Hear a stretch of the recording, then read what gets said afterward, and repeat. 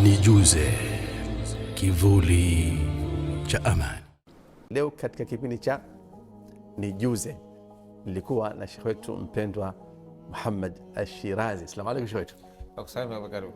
Vipi hali yako? Alhamdulillah. Mzima? Alhamdulillah. Samaha. Leo umekuja kumwambia nini mpendwa mfuatiliaji wa kipindi cha Nijuze?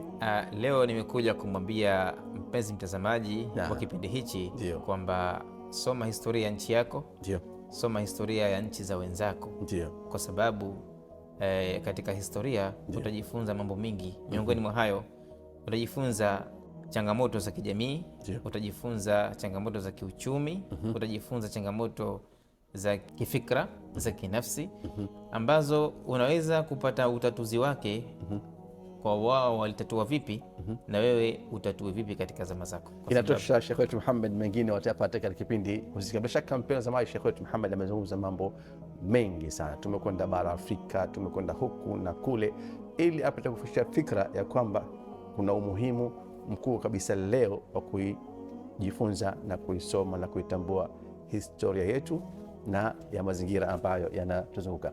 Jazakallahu khair Sheikh Muhammad. Barakallah. Karibu sana. Asante. Kono kwa kono. Hadi pole. Asante. Nijuze kivuli cha amani.